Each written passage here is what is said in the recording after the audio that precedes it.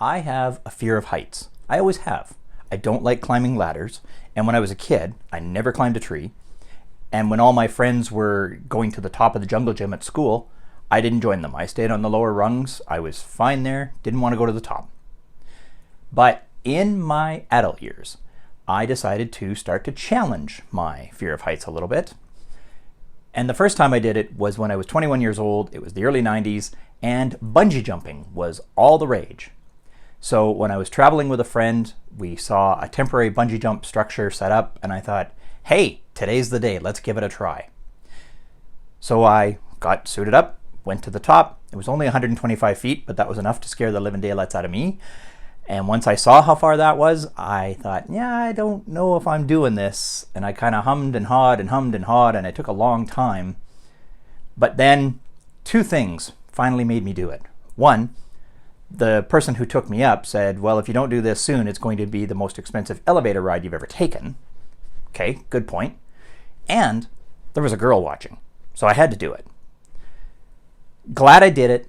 Got in my system now. I don't ever want to do another bungee jump again. And it was a good long time before I found another reason to want to challenge my fear of heights.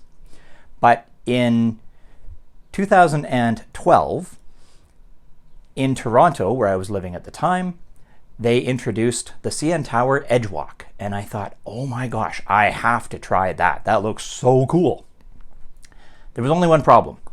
When it opened up, I was actually on crutches at the time. I'd had ankle surgery, so they weren't going to let me do it with crutches. And then that summer, I moved to Calgary, so I didn't get a chance to do it, but I thought the next time I go back to Toronto, I will do the Edgewalk.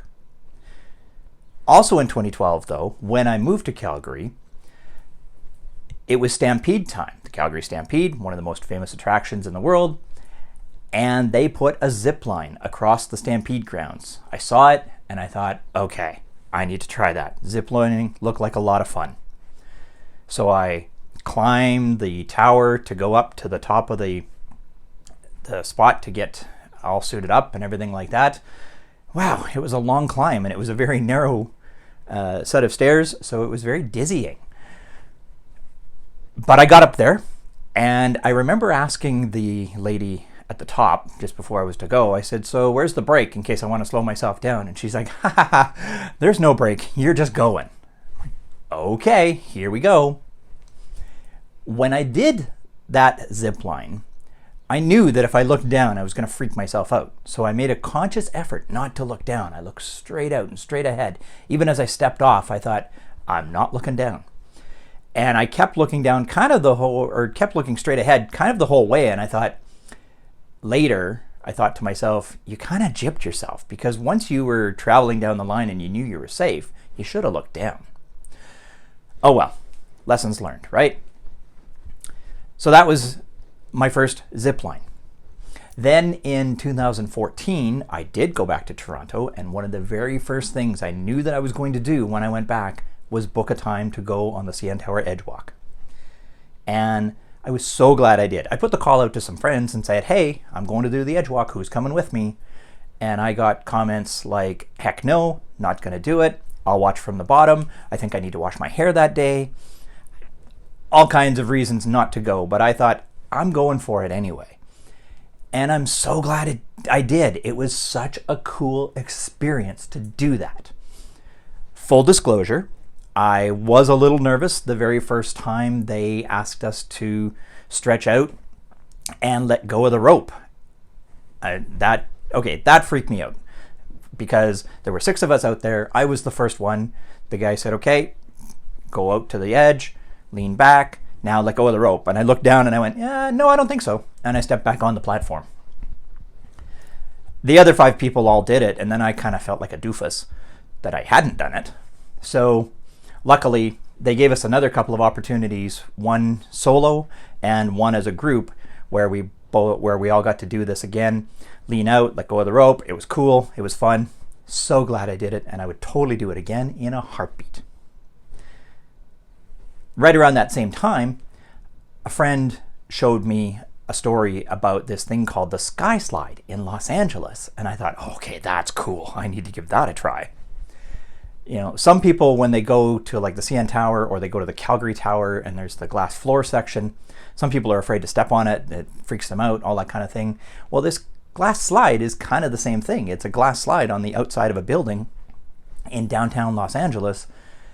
But no, I was going for it. It looked like so much fun. I had to give it a try. It was a lot of fun. The only problem was the ride was a little bit short. So I was kind of disappointed in that. But I'm still glad I did it. I've got the picture to prove it, and it's fun.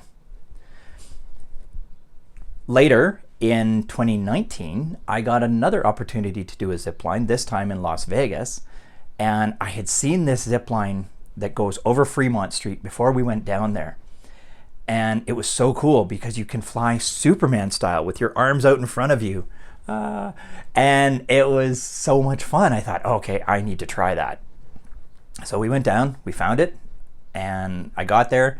And it was really cool because they get you all set up. They lay you out on this bed type thing, and they get you all hooked up with your ropes. And then the bed drops away. And once the bed dropped away, and I was just sort of suspended there by the rope, and I knew that the rope had my weight, I was like, okay, let's just do this. There was no fear at that point because I knew that the rope had me. And it was so much fun to fly down over Fremont Street in Las Vegas. So those are some of my adventures when I've challenged my fear of heights. Now, full disclosure, it's not that I wasn't scared, like I told you, with the CN Tower Edge Walk. And there's one thing that I haven't done, and that was a skydive.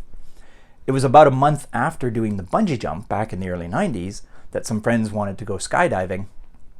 And I thought, okay, yeah, I'm in, let's do it. That's the next logical step. I've done a bungee jump. Now it's time to throw myself out of a plane with a parachute. But when I got to the door of the plane, and it was a really convoluted sort of way that they had to do it. It was a small plane, so you had to step out and then hold onto the wing and hand walk yourself out to the end of the wing and then let go. And too much to think about. I wanted to do it more like the military, where you just run out of the plane, boom, you're gone. That would have been so much easier, and I probably would have done it. But because there was so much thought involved, when I looked out and they were getting my chute ready, and I looked out at the ground down below and I saw how far down it really was, nope, I wasn't doing it. Not a solo, not on my first jump, so nope, didn't do it. That was the one that I really haven't done, not going to do, have no desire to do it anymore. There are a couple of other things that I would like to try, though. I mean, I've been in a helicopter, which I know freaks some people out, so that was fun. But a couple of things that are still on the radar that I need to do. I heard there's a zip line down at Niagara Falls, so I've got to go try that. And then the other one that I have to do is I've always wanted to be in a hot air balloon. I know there's been stories, I've heard horror stories about things going wrong and whatever, but when they're up in the sky, they just look so peaceful that I think that would be a really cool, fun thing to do. That is my tale of being afraid of heights and how I challenge it. I'm Christopher, and I'm on this planet for fun.